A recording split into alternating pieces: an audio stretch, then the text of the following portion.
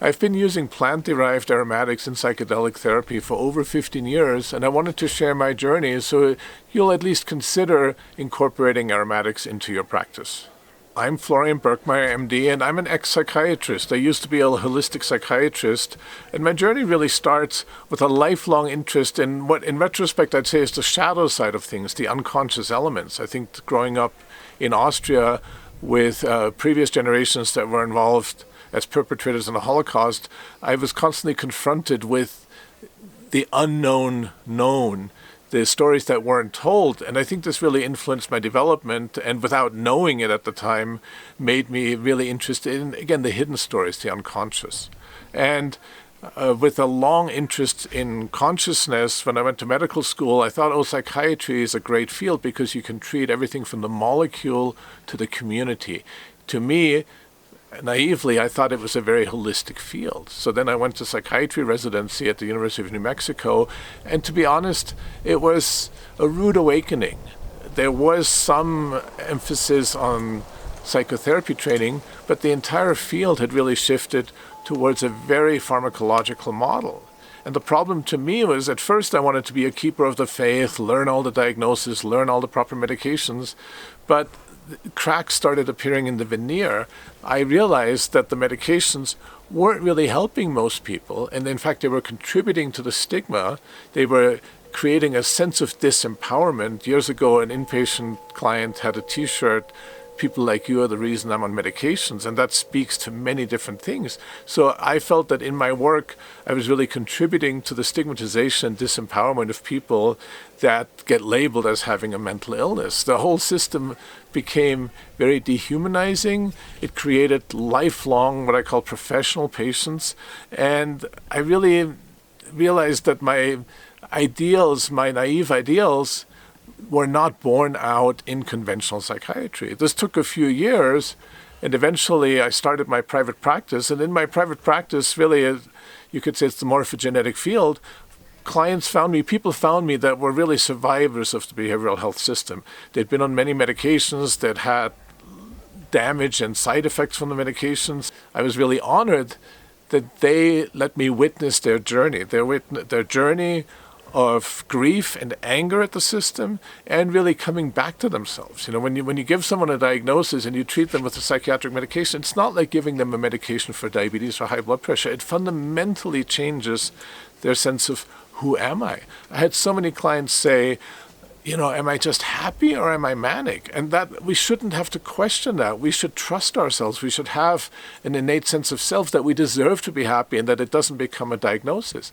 Conversely, I had many clients say with psychosis, they'd say, "Don't take away my voices, they're my only friends." That was really haunting. It showed that what they were really suffering from was the social isolation, the stigmatization, which by diagnosing them, forcing them to take medications, the field was really contributing to that, to cutting them off, and their only friends were their hallucinations. It's heartbreaking. So out of this desperation, out of this great human suffering, and no longer wanting to perpetuate the inhumanity of the system, in my private practice, I felt, what else can I do? And it actually was an opportunity to share something that really came from my own heart, from my own experience. Some years before then, I started going to peyote ceremonies. And what was so amazing was really, it was a whole different way of healing and welcoming people.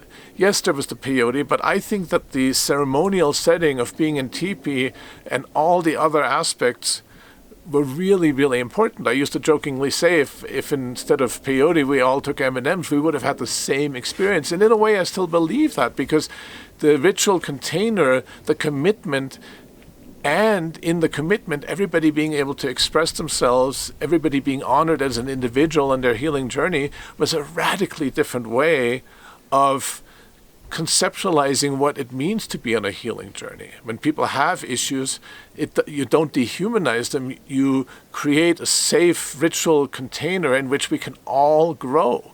And the other aspect, I had really these profound experiences. I remember the philosopher Kierkegaard talks about this moment of being naked in front of God. And I had that experience where it's harrowing, but it's also incredibly transformative and blissful to really feel like you're naked in front of God and there's nothing else, no training, no letters behind your name, no family history, no social class.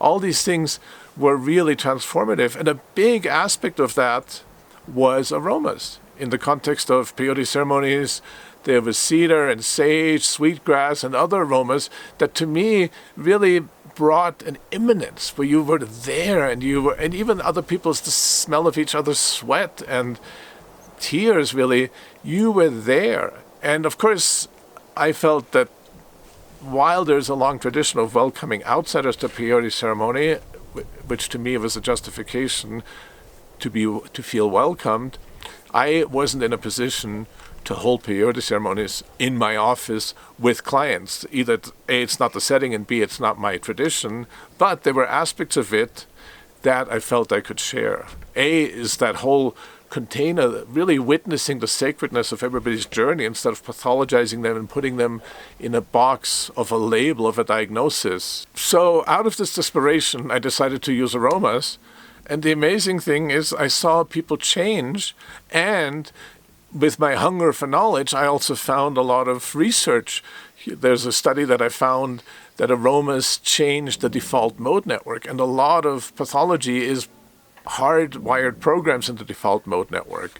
Aromas can shrink brain tumors. That's not something I treat, but it just shows you how powerful these aromas are. So there's this whole emerging field, and you can tell it's a field because there's a name for it now called psychoaromatherapy.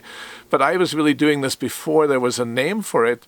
And what I saw was that when people were really triggered in my office, when they were flooded with an anxiety or dissociation, you could see their eyes fluttering, you could feel they weren't present in the same way, I would reach for a bottle of aroma, have them smell it, and instantly see them come back. I've seen this with dissociative identity disorder, where people would flip into their alter, again, a natural but very destabilizing survival mechanism, and the aromas would bring them back.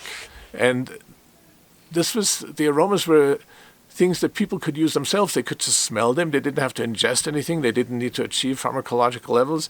There were rapid changes, and it was really humbling. So with my own lifelong journey and really the frustrations of the limitations and the arrogance of the behavioral health field, I was really blessed and humbled by my exposure to these traditional approaches. They're really masters of the mind, of the soul. They have a model that is so much deeper and honors people's individual journeys. And so I was really humbled and saved by that approach, and I wanted to share that in my practice with my clients, and that's where using ketamine and using aromas came from, and it's been really rewarding and promising.